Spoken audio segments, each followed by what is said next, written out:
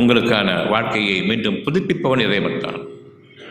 புதிய ஆற்றலையும் புதிய நம்பிக்கையையும் புதிய படைப்பாக உருவாக்குபவன் அவன்தான். அவன் படைப்பாளன் என்று கேள்விப்பட்டிருக்கின்றோம்.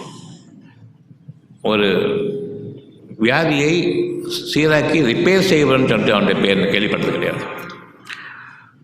புதிய படைப்பாக படைக்கக்கூடிய அந்த ஆற்றலை நாம் நம்பிக்கை கொள்வதில்லை.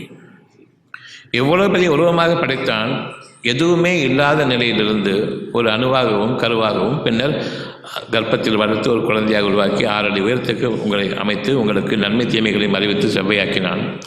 அவனுக்கு ஒரு சிறிய ஒரு நோயை குணமாக்க முடியாது. புதிய படைப்பாக அந்த ஒரு பகுதியை அவனால் படைக்க முடியாது என்று நாம் எண்ணுகின்றோம். நிச்சயமாக நம்முடைய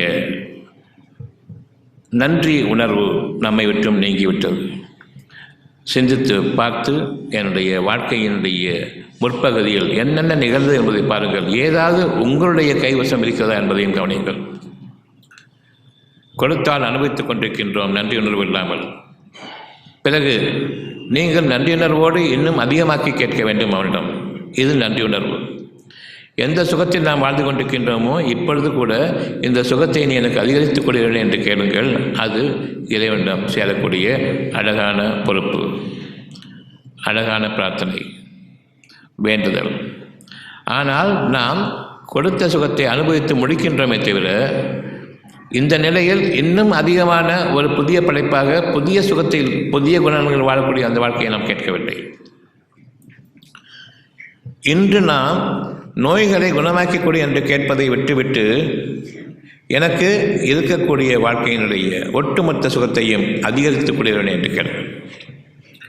ஏனென்றால் ஒரு பகுதியில் உங்களுடைய சுகவீனம் ஆரம்பித்திருக்கின்றது. நீங்கள் ஒட்டுமொத்தமாக ஒரு உடல் அமைப்பும் அந்த உடல் ஒட்டுமொத்தத்தையும் இயக்கக்கூடிய ஒரு மனதை கொண்டு படைக்கப்பட்டிருக்கின்றீர்களா அல்லது தனித்தனி ஸ்பேர் பார்ட்ஸை படைக்கப்பட்டிருக்கீங்களா? இது போன எடுத்து உணர்வு மாற்றிக்கலாம். அப்படி நடந்து கொண்டிருக்கின்றது உங்களுடைய மருத்துவம். நீங்கள் முழுமையான ஒரு மனிதனா அல்லது தனித்தனியாக அங்கங்களாக இருக்கக்கூடிய ஸ்பேர் பார்ட் ரோபோட்ஸ்? நீங்கள் யார்? ஒரே மனம் இயக்கக்கூடிய அந்த முழு மனிதனாக நாம் வாழ்ந்து கொண்டிருக்கின்றோம்.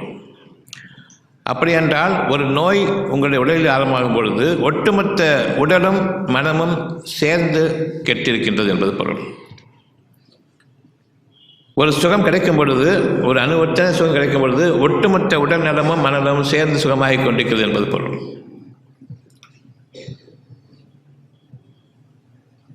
உடலையும் மனதையும் சேர்த்து இணைத்து பாதுகாக்கக்கூடியவன் இறைவன் ஒருவன் தான். மனதிலிருந்து உங்களுடைய நம்பிக்கையினுடைய அந்த சக்தி உருவாகின்றது.